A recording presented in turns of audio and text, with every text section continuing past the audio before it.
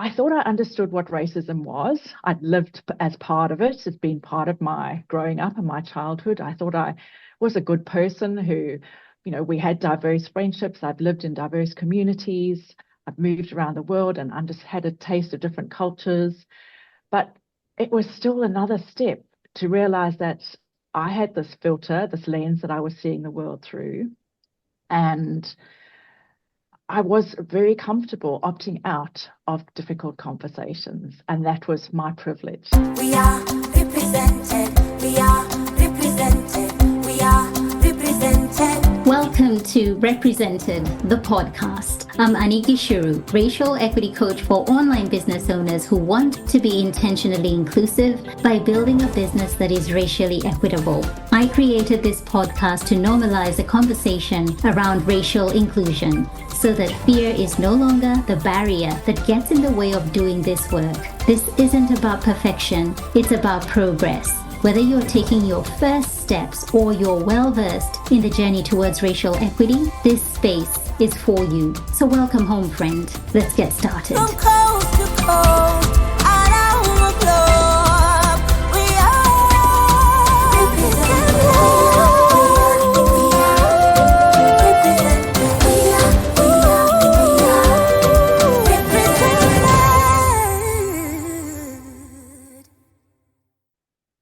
The doors to my 10-week signature program, Represented, are now open and enrollments are taking place. Represented program is specifically designed for heart-led online business owners like you, committed to creating safer, inclusive spaces for everyone, especially those who've historically been left out. Through Represented, you'll understand how biases, including those in AI tools, impact your business and how to actively address them. You'll move beyond performative actions, embedding genuine, conscious inclusivity into your everyday practices. And you'll gain practical strategies to confidently navigate conversations around race and equity, making meaningful and lasting change. If you've been experiencing the pull to do business more intentionally in a way that feels good on the inside and allows you to live out your values, you are in the right place, my friend. I'll help you build an AI bias-aware business that reflects a more humane world, one that lifts those most underrepresented so we all rise together. Because a just society is only as strong as those with the least privilege. Head over to anikishuru.com/represented for all the details. The live round commences on 10th April and scholarships are available to those who may need them. That link again is anikishuru.com/represented, and I have that in the show notes. There are people you come across in life, in your work, who leave a mark and remind you why you do what you do. That's what Tania did for me. She probably didn't realize this at the time, or even right now she's listening to this going like, what did I do? But she left a mark in my life. Because of how she embraced this work. She came into my group program, Represented, and she fully immersed herself into it. She grew up in apartheid South Africa, and for her, this work kind of hits a little bit personal as opposed to somebody who perhaps did not grow up in that kind of environment. And I love the conversation that Tania and I have had. We've spoken about growing up in South Africa. We've spoken about how she saw things growing up, her perception of race, and then her journey into racial equity and discovering things she did not know, particularly when it comes to whiteness, white feminism, white privilege, white supremacy, kind of just turning all those things those terminologies on their head and just having a deeper understanding of what they are. You are going to love this conversation with Tania. And she is just that kind of person that you want to be friends with her. She's that kind of a person. So here's a little bit about Tania. Tania Carcenac is a Gen X life coach, retreat host, and speaker who brings a wealth of lived experience to her work, from life as an expat and ex-pharmacist to navigating marriage and motherhood. Her own journey of questioning identity, purpose, and what comes next has fueled her passion for helping midlife women do the same. Her mission? To help women navigate change, rebuild self-belief, and a sense of excitement about their future. While she may not be able to help you remember why you walked into a room or opened the fridge, she can help you reconnect with yourself, figure out what truly matters, and makes changes that feel right for you. I'll say that again. What truly matters and make changes that feel truly right for you. Without further ado, here is Tania. Hey, hey, welcome back to another episode of Represented Podcast. I am so happy to have Tania here with me, a past student of mine inside Represented. And today we're going deep into her journey of racial equity. Tania, welcome. Thank you, Annie. So thrilled to be here with you. Such a It feels privilege. Yes, yes, you're so welcome. It feels like it's been such a while since we were together. We spent quite a lot of time together in the last round of Represented, and I feel so good connecting with you today. And we'll just get right into it and ask my first question, which is, what was the catalyst that led you here to taking action, wanting to immerse yourself into this world of racial equity? Because I know a lot of people see it, consume it in terms of learning about racial equity, anti-racism, what is harmful, what perhaps should be said and not said, but they never venture into the work, Tania. They never really go like, okay, I'm drawing a line of the sand and I am going to immerse myself in this work. What was it for you? I have been going through a period of, I suppose, discovering myself again after emerging from decades of mothering and moving across countries and continents and arriving in Australia. And I suppose realizing that my life was really changing as my oldest daughter left school and knowing that I needed to work out what I wanted in my life again. I'd sort of really been creating community and support systems for us as we moved, and now realized that I had almost abdicated my own personal responsibility for my happiness, for my growth and learning to my family and what they needed. And I expected them to give that happiness to me. And I'd been going through this period of learning what I wanted and what was important to me and really getting clear on what my values were at this time of my life. And I started a coaching course through the Beautiful You Coaching Academy, and you were the diversity, equity, inclusion trainer on that course. And your way of calling us in to do this work really spoke to me. I grew up in South Africa during the apartheid era as a child. My first opportunity to vote was when Nelson Mandela was going to become the president of the Rainbow Nation of South Africa. So that felt like a huge part of my journey. But also that I thought I understood what racism was. I'd lived as part of it. It's been part of my growing up and my childhood. I thought I was a good person who, we had diverse friendships. I've lived in diverse communities. I've moved around the world and had a taste of different cultures. But it was still another step to realize that I had this filter, this lens that I was seeing the world through. And I was very comfortable opting out of difficult conversations. And that was my privilege to do so. And to come to that realization that it was operating from a place of privilege to say, this is a tough conversation and I don't need to have it. I'd rather sit where I'm comfortable, was quite a shock. And as I was going through this work of discovering myself again, realized that I didn't want to sit just in that space of comfort anymore, that I was prepared to get uncomfortable in my growth and in my learning. So the next step for me after becoming a life coach was to go, how can I keep working on myself and what's important to me, and understanding this work better and being a better advocate for those people I do see in my life and value in a diverse community was really important to me. Thank you so much for giving us context as to how you arrived here. And even those years where you've given so much of yourself, as a mother, and then watching your kids grow up, and now you're left like, okay, what about me? And what are my needs? And what kind of life do I have now? And it takes a lot of courage to say, I want to take a course, I want to learn how to be a life coach. And then on top of that, oh, there's an area here that I haven't addressed and I want to do that.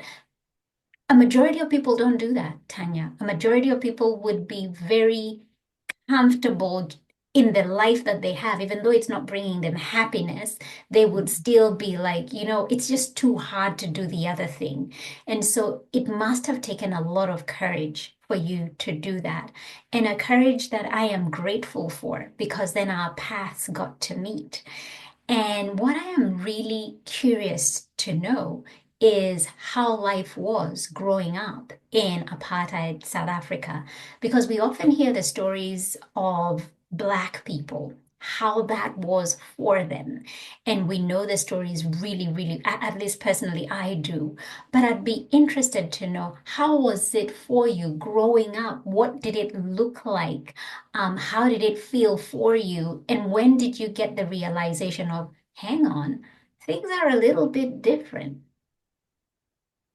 Yeah, I think as any child, you sort of just accept the world as it is, and that's your reality. You don't question a huge amount of it at first. We went to schools that were mixed race. We didn't have segregated schools, so I thought it was usual for me to have people of color in the classroom with me. I suppose being church schools, that's what they were. The realization, I suppose, as the talks were happening with Nelson Mandela being freed, was when more of the realization came that things needed to change. I suppose there had been a lot of conversations in our household as well, and we certainly knew that we wanted to treat people more equally, and as a family, we strove to do that. But yeah, there was still a differential between the sort of levels, I suppose, of where people fitted in society, and the terminologies that were still used, that you went, no, I don't want to use terminology like that. That's not part of the world that I want to live in. I want to be able to celebrate everybody, not dependent on who they are and where they come from. And I think my mum was a teacher, and she often shared that children don't see color like adults see color. They just see their friends. And I think for a large part of my growing up, that's what we were. We were friends in the classroom, and we didn't see the differences. It was only, I suppose, when you get that a little bit older and you start to realize what some of those differences were and how they're growing up. And one of the examples that you shared in the course, where we get to see quite clearly through an exercise of stepping forward, is that all the steps forward I had taken had nothing to do with things that I had done. I had a loving family, food on the table I never had to worry about. All these steps forward that I was given, an incredible education, put me so far ahead of people who weren't given all those things automatically. And so that realization that I was that much further ahead through nothing that I had done really struck a chord. And I suppose, and that's what the realization that you come to eventually. But yeah, I think just that as I was 18 to 20, allowed to vote for the first time, and seeing how the Truth and Reconciliation Committee came about, and all that work, and the voices that spoke loudly were talking about accepting people for who they are, not what they look like. They're not based on the color of their skin, doesn't determine what their value in society is, and just being able to, see people for who they are and what they offer the world in a much more equitable way, I suppose. Yeah.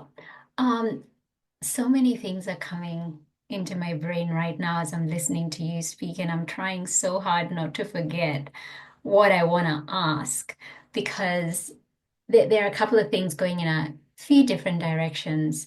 The first one that comes up is your idea of what racism was. I believe when you came into the program, you saw it to be so much more different because as I hear you speaking about growing up, you were surrounded by Black people. You were not segregated. You had them as friends. In the home, you had them around you and, in the workplaces. But and this is where a lot of people that I support find themselves like, I have friends who are Black. I I know it is wrong to discriminate based on race. And so I do my best to do what is right, but don't realize the unconscious biases that one has and how that then feeds into how they show up in life and how they show up in business and how that continues to perpetuate the system that is racism. And so, would you say that through your experience coming through Represented, you got to see racism differently? Oh, definitely. And through so many different layers. And I think I didn't understand a lot of the terminology around it. I hadn't ever looked into, although you hear of white supremacy, I hadn't looked into white fragility and white feminism and all those different layers that you took us so much deeper through the program that, and I suppose that having that language and learning some more of the terminology, the microaggressions that you teach was just a way to unpack some of that and to understand it better so that when you start to have a conversation, you have some knowledge behind you that you can share and that you understand a bit better. So it was, yes, and not that unconscious bias is something that's you don't realize until you start to be asked the questions of how you're seeing things and how you're stepping through the world, and just being able to opt out of a conversation that feels difficult comes from a place of privilege. And yeah, that putting that mirror up in front of you feels uncomfortable. Yeah, it sure does. And I love the fact that you allowed yourself to go through that experience because again, there are many people who feel like it's too uncomfortable. I feel like there's a spotlight on me and I'm being, I'm seeing a side of me that I didn't know existed. I don't like it and I don't want to go any further because it's telling me that I am somebody I am not.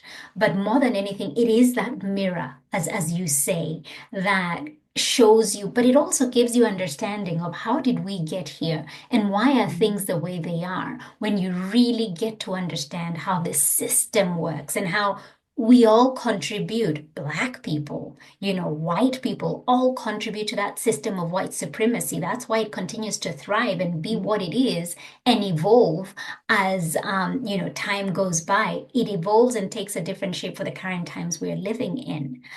Um, I remember you shared during our time together, Tanya, and this has stayed with me. In fact, when I was reaching out to you, I was like, I really want us to have this conversation of when you read Trevor Noah's memoir, Born a Crime, and there's this Mm, particular story that he shines a light on. He is South African, grew up obviously in that same era of apartheid, and he talks about hearing the police siren and what that sound meant to Black people. And on the other side of that, what that sound meant to white people. And that conversation has just stayed with me since you shared it. Tanya, could you just take us back there? Trevor Noah's messages have gone so much deeper since we've gone through the course as well, I have to say. It just, his messages hit on a different level to what they did before. He talks about hearing the sirens coming and like, I didn't do anything wrong. It wasn't me. I wasn't involved. Like his adrenaline starts going. It's, what have I done wrong? What am I being, accused of? Whereas as a white person hearing the siren, if something had happened, you think, "Oh, help's coming. The authorities are here. Things are going to get sorted out. It's all good. Everything's going to be okay." So the difference between the two feelings really, really came to the light there. It was like how I never realized how a siren, something so simple, could have such a different experience for a person of color versus me as a white person. Absolutely. And it also goes to show that regardless of being in the same spaces, having, Black and people of color as your friends, they're having a very different experience. Yeah. They're living in the same country, in the same space, but they're having a very, very different experience from you. And you not realizing this, just thinking, hey, but we're together. We get access to the same thing. So, and we're against any form of, racial discrimination, but their experience is vastly different. Mm. And even the friends in the classroom where they were coming from, the homes they were living in, they were still segregated areas at that time. There were still different communities. You weren't allowed to live in combined in the same area. So you don't realize that as a child though either, that how you're coming from such different backgrounds. Everybody's in the classroom, we're all learning together, we're all getting the same education. But it was again that how many steps forward am I through nothing that I've done, just knowing that I have a safe home, that I'm getting a meal every morning, that I've got loving parents, that I'm being taken to school in a car, I'm not catching taxis and buses and trains and commuting, and that's I got up at 5 o'clock in the morning to get there. Just completely different experience, even though we were in the same situation at school. So, so true. And when I think of, just going back to Trevor a little bit and how masterful he is with his comedy, because for me, when I listen to his comedy, there's so much nuance in it. And I am able, as a Black woman, to hear what he's saying, even when he's not saying it. I can hear it very loudly. And how he weaves, racial injustice into it. He will make a joke of it, but he's hit on something. And you said now when you watch him, when you listen to him, you're hearing it so differently now. It's hitting home differently.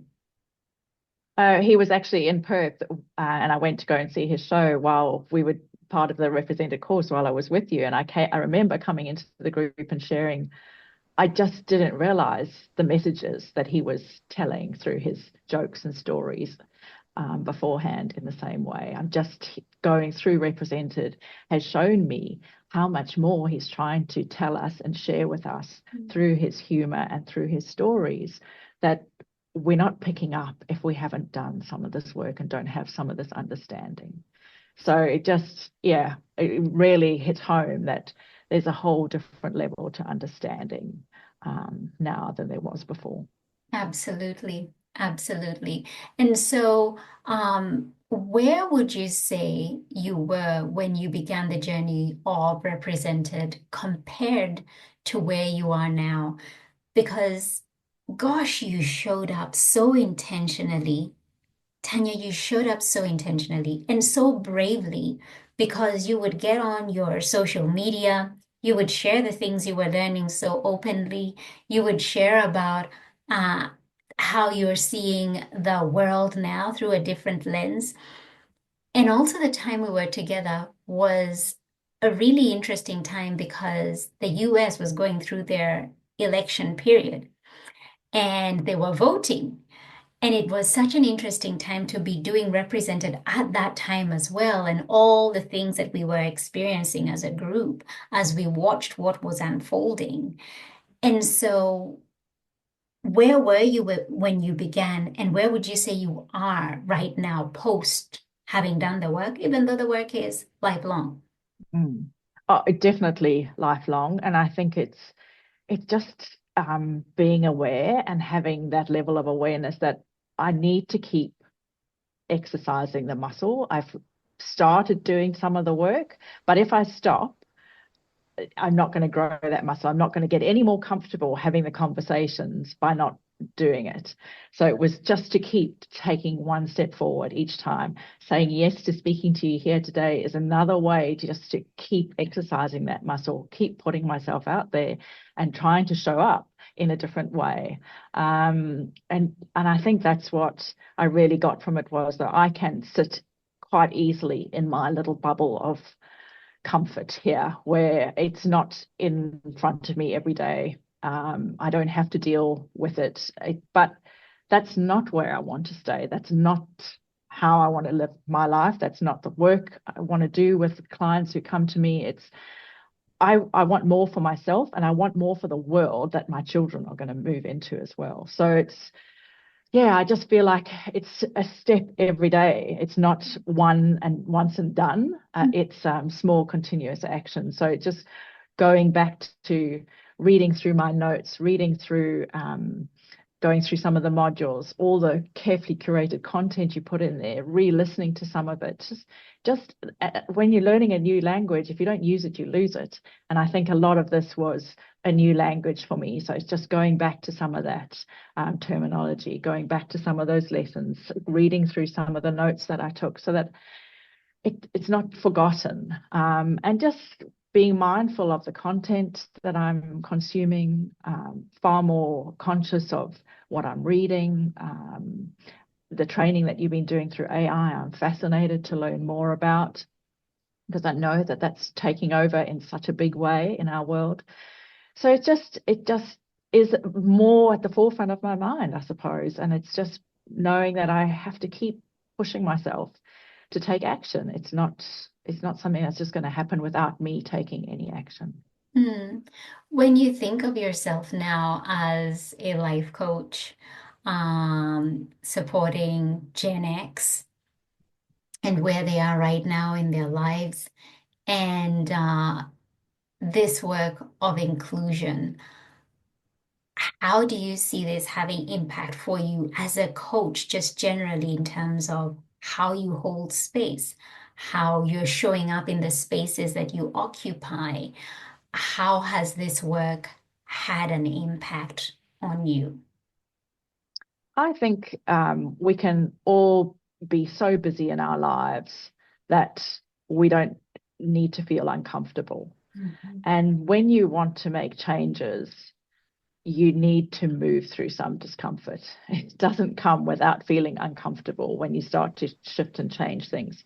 And I think just seeing with people sitting in front of me, and in the same way as going back to childhood and realizing that people are coming from all different walks of life and all different life experiences behind them, that there's no judgment in that space, and that I want to see you as the person you are in front of me, without judging where you've come from or what your backstory might be. Yeah. See you where you are now and the person you are now, knowing that in order to step forward and move into where you want to go in the future, that there's going to be a level of discomfort, and that we can all feel that and we can all move through it.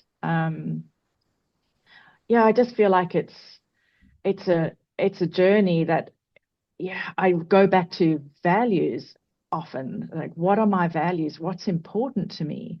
And courage, connection, and celebration are the three values that I've uncovered for myself through the work that I've been doing. And that's what I wanted to build my business on as well. So Mm. courage to step forward and move into spaces where I felt uncomfortable, but seeing that in my clients as well, then seeing them move into spaces where they feel uncomfortable, and how can I support them through that? Yeah.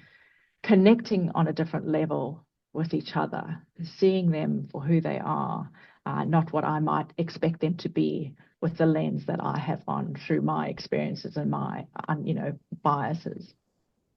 And then just celebrating everybody's individual journey, and that how we got here and how we move forward from here is going to be different for all of us. Our definition of success and freedom and all those things in our lives are so different. So it's just been building the work that we've done through Represented and through staying in touch with this work into my values and into the work that I'm doing with clients. And hopefully that just becomes a much richer, more rewarding practice for me as well as the clients who are in front of me. You know, as you were sharing your values there, your 3 C's, it just took me back to your inclusion statement, something that, we've worked on together. I've been able to see you kind of create it from scratch, give some suggestions here and there, but really it come from the journey that you've taken and the learning that you've taken. And I must say, it just really warmed my heart to read that, because if you're listening to this and you don't know what an inclusion statement is, you need to check out Tania's inclusion statement. And I think I'm going to pop it here. I'm going to pop the link in the show notes so that you can go and see what an inclusion statement is. You have no idea what this does for people who are on the margins, people who are underrepresented, underserved, to read something like that allows them to feel like, oh, this could be my next coach. This could be the person who supports me to meet this goal that I have in my life or in my business. It allows us to take steps closer to you and your business, because there's a sense of safety. There's a sense of, this is somebody who regards me as a human in a very deep way. This is somebody who sees me for who I am and who is against any form of discrimination. And so there's a sense of safety and taking a few steps closer. And I think for me, that's one of the things that when I look back as somebody who, has been doing this work for quite some time, when I see my students come out on the other side and they're able to put into words their values, put into words the kind of human that they are, put into words the kind of space that they're looking to hold or that they hold for others, that just gives me immense joy, because we know that that is not the norm. There are not many websites you will go to. There are not many coaches you will work with that you will come across something like an inclusion statement. And so it just really, really warms my heart. How was that experience for you, putting words together on a piece of paper or on the computer and just seeing them back and reading them back to yourself?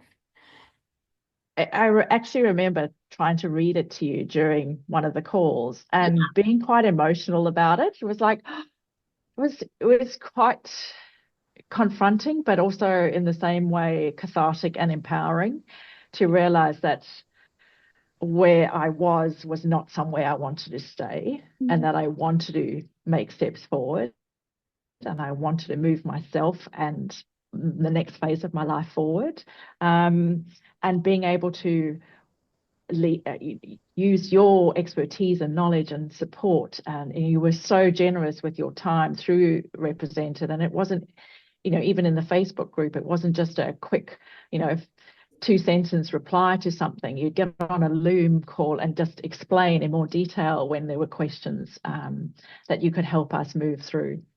So I really appreciated your time in that way. And as you helped me pull this inclusion statement together, it was, it's really meaningful to me. And it's not something that I've put up lightly.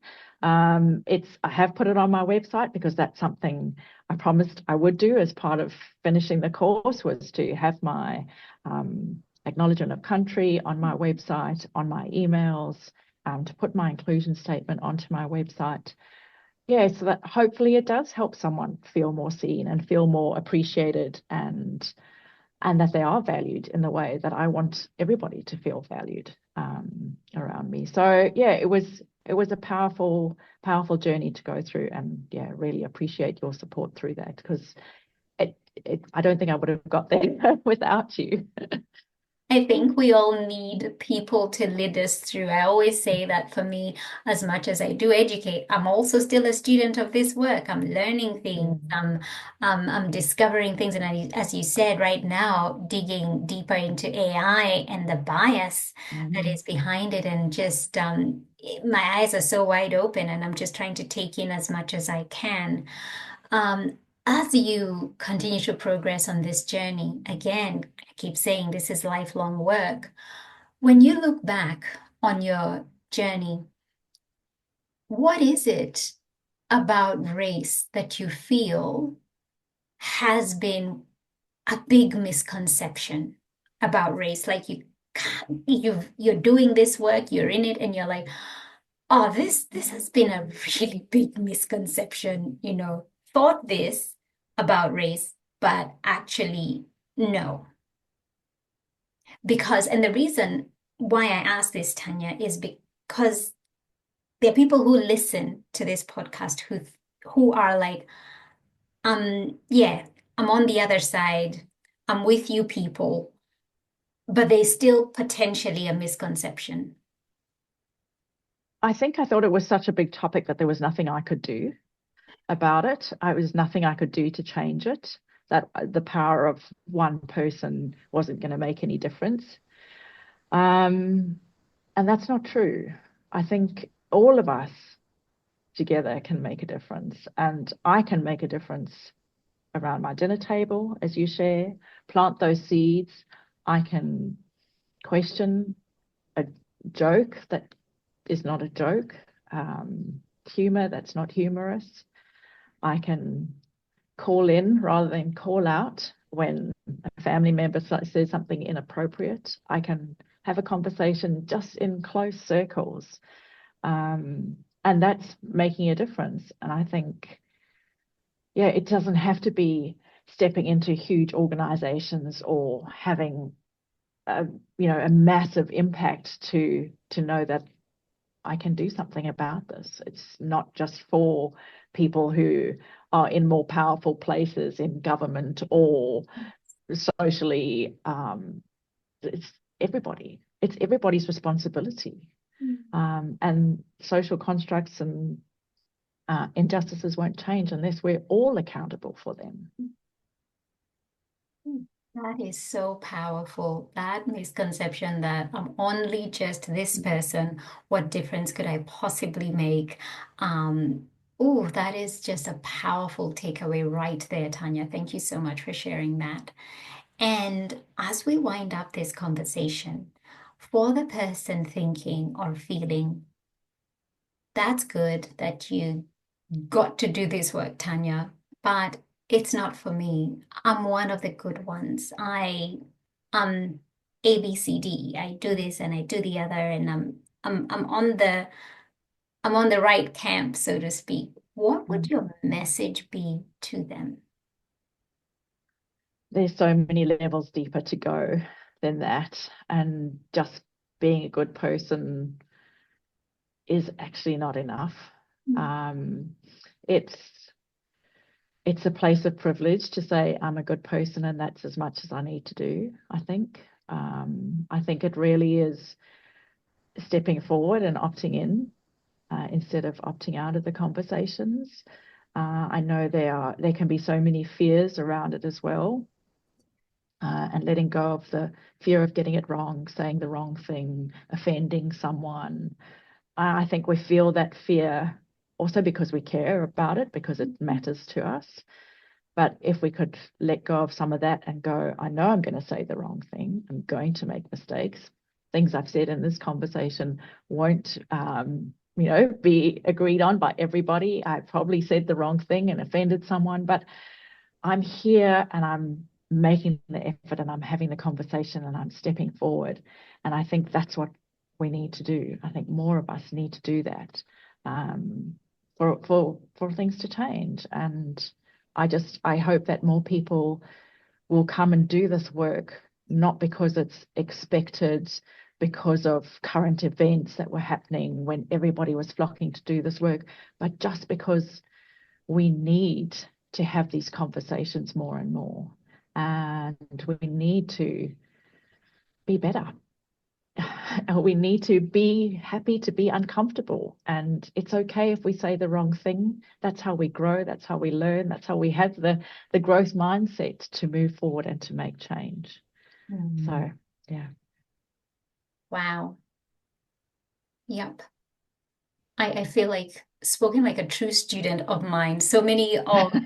I feel like so many of my words being spoken back to me and just needing to sit with that for a moment and just take it in. I feel a proud moment just hearing you speak that. Speaking of fear, though, if fear wasn't a factor in your work, or in this journey of racial equity, how would you show up differently? Oh, I think there would be more conversations. There'd be more willingness to be uncomfortable, to know that it's okay to say the wrong thing, to step into the topics and the conversations that it's so easy to step away from. I think there can be so many fears: fear of the future, fear of the unknown, fear of losing control. Just and letting go of them lets us be much more present for where we are now.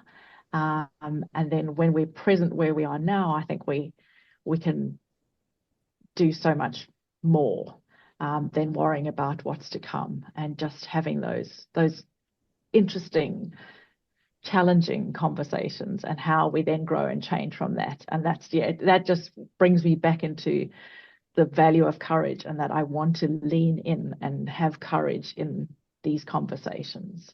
And let go of the fear, because I know I'll get it wrong. And that's you got to own that and say, I'm going to say the wrong thing. I'm going to make mistakes. But I'm not going to let fear stop me from having the conversations that are important, and avoid the confrontation and avoid the discomfort, because the people who need me to have the conversations are facing a lot more than just some discomfort. Absolutely. And the thing about getting things wrong is that we all get things wrong, regardless of whether you're the student or the teacher. Nobody knows it all 100%. We're all on a journey of learning, and in the process of learning, that we will get it wrong in order to learn and move forward. So it is a learning journey for all of us. Tania, where can people connect with you? Somebody has heard you and they're like, oh, Tania sounds like she's my person. Um, Maybe just briefly share what you do and how people can connect with you. I'm mainly on Instagram, my website otherwise, taniacarcenac.com. But it's working with women who want to make change in their lives. It just getting to that point where you want to move forward, and change can be coming at us from so many different levels as we go through this midlife and transition. And I think we want to care less about what other people think, but we need to care more about ourselves and give ourselves more care and more compassion as we move forward. So, just really keen to help people move through those changes and to lean into the courage, the connection, the celebration that is life for all of us, and build something you're really looking forward to in the years ahead. I love your Instagram so much.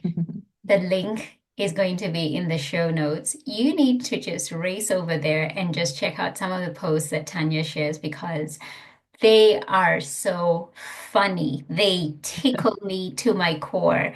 But I feel so seen. A lot of those things that you share, the memes, they're just hilarious, and they just bring out so much joy for me.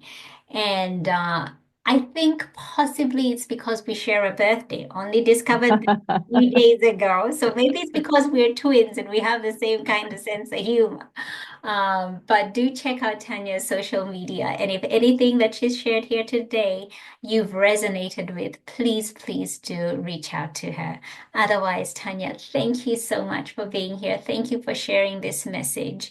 You are somebody who, when I reflect on the work I do, I feel so grateful because I can see the difference that it's making in people like you. So thank you so much for your time today. Thank you, Annie. Thank you for calling me in the way that you did to do this work. I'm so grateful for you. We are represented. We are represented. We are represented. Thank you so much for tuning in. Why don't you go ahead and hit that subscribe button and leave a review so this podcast can reach more online business owners, and together we can begin to normalize racial inclusion in the online coaching space. I'd love to acknowledge the traditional owners of the land where this podcast episode was recorded, the Wiradjuri people in central New South Wales, Australia. Music produced in Nairobi, Kenya by Patrick St. P. Mbaru and Kambua Mathu. Vocals by Joanne Matata. Represented from coast to coast.